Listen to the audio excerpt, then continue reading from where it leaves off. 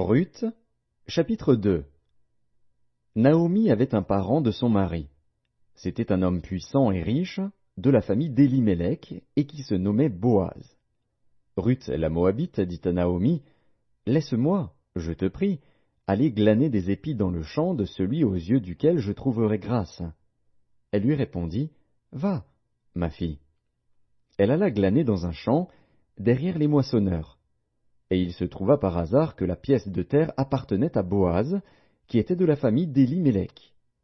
Et voici, Boaz vint de Bethléem, et il dit aux moissonneurs, « Que l'Éternel soit avec vous. » Ils lui répondirent, « Que l'Éternel te bénisse. » Et Boaz dit à son serviteur chargé de surveiller les moissonneurs, « À qui est cette jeune femme ?»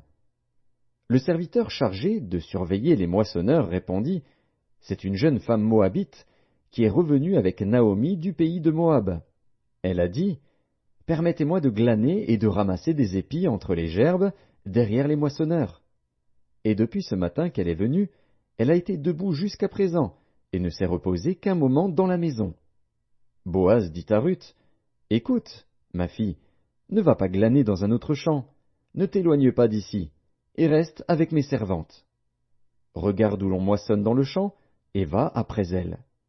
J'ai défendu à mes serviteurs de te toucher, et quand tu auras soif, tu iras au vase, et tu boiras de ce que les serviteurs auront puisé. » Alors elle tomba sur sa face et se prosterna contre terre, et elle lui dit, « Comment ai-je trouvé grâce à tes yeux, pour que tu t'intéresses à moi qui suis une étrangère ?» Boaz lui répondit, « On m'a rapporté tout ce que tu as fait pour ta belle-mère depuis la mort de ton mari, et comment tu as quitté ton père et ta mère et le pays de ta naissance, pour aller vers un peuple que tu ne connaissais point auparavant. Que l'Éternel te rende ce que tu as fait, et que ta récompense soit entière de la part de l'Éternel, le Dieu d'Israël, sous les ailes duquel tu es venu te réfugier. » Et elle dit, « Oh, que je trouve grâce à tes yeux, mon Seigneur, car tu m'as consolé, et tu as parlé au cœur de ta servante.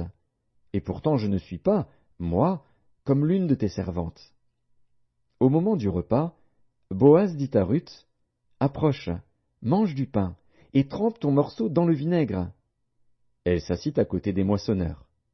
On lui donna du grain rôti. Elle mangea et se rassasia, et elle garda le reste.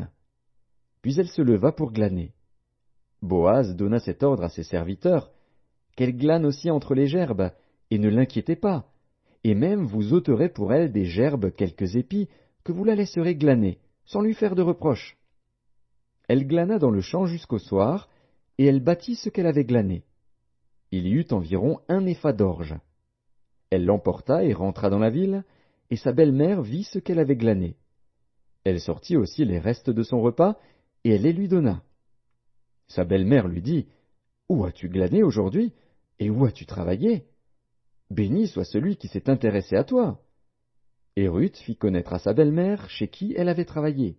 « L'homme chez qui j'ai travaillé aujourd'hui, dit-elle, s'appelle Boaz. » Naomi dit à sa belle-fille, « Qu'il soit béni de l'Éternel, qui se montre miséricordieux pour les vivants comme il le fut pour ceux qui sont morts. Cet homme est notre parent, lui dit encore Naomi, il est de ceux qui ont sur nous droit de rachat. » Ruth la Moabite ajouta, « Il m'a dit aussi, reste avec mes serviteurs, jusqu'à ce qu'ils aient achevé toute ma moisson. » Et Naomi dit à Ruth, sa belle-fille, « Il est bon, ma fille, que tu sortes avec ses servantes, et qu'on ne te rencontre pas dans un autre champ. » Elle resta donc avec les servantes de Boaz, pour glaner, jusqu'à la fin de la moisson des orges et de la moisson du froment. Et elle demeurait avec sa belle-mère.